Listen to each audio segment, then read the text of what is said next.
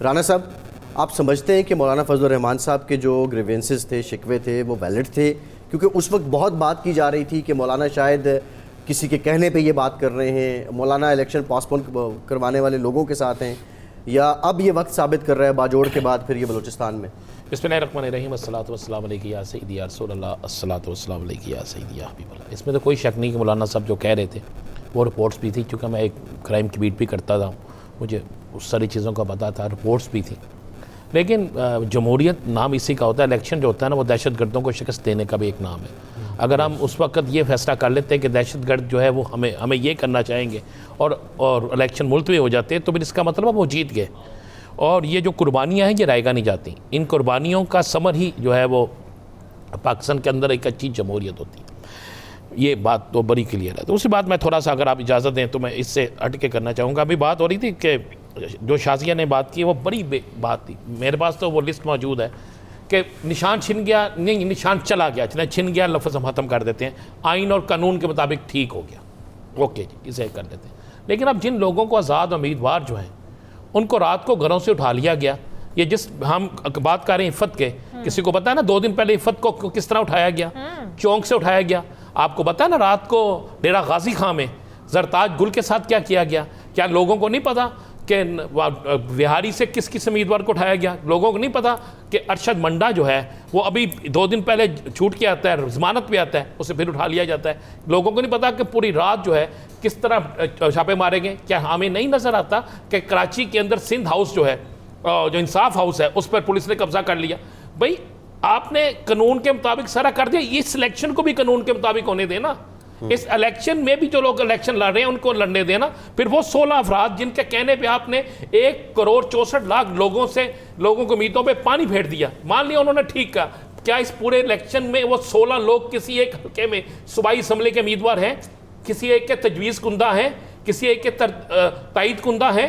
وہ کدھر کے لوگ؟ وہ تو سیاسی لوگ تھے نا، وہ پارٹی کا انٹر پارٹی الیکشن لڑنا چاہتے تھے، وہ پارٹی میں کو بڑا مضبوط بنانا چاہتے تھے۔ اس کے لیے پہلے آپ کو عوام میں بھی جانا پڑتا ہے نا کہ عوام کے اندر آپ کی کیا ہیں، وہ نہیں تھے نا۔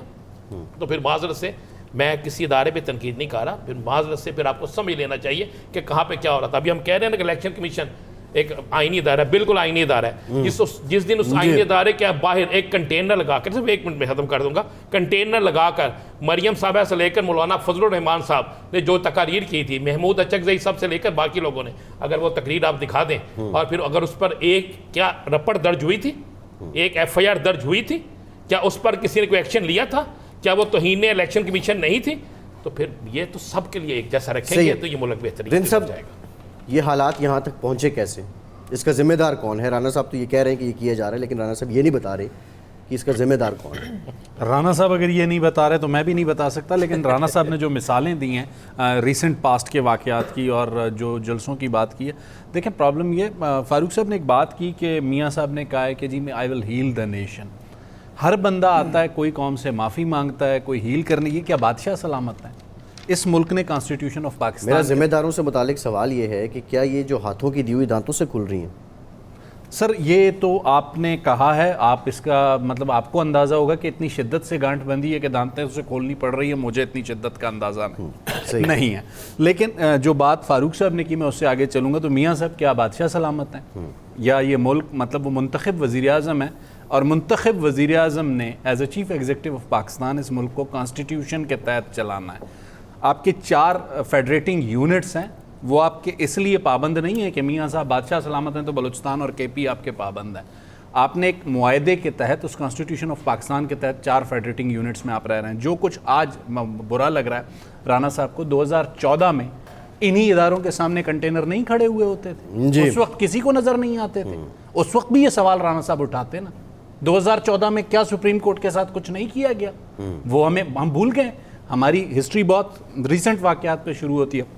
یاسین آزاد صاحب نے جو بات کی، کٹ شارٹ، PTI میرے حساب سے عدم اعتماد سے لے کے آج کے دن تک کسی بھی معاملے کو پولیٹیکلی ہینڈل نہیں کر رہی، لیگل کو لیگل ہینڈل نہیں کر رہی۔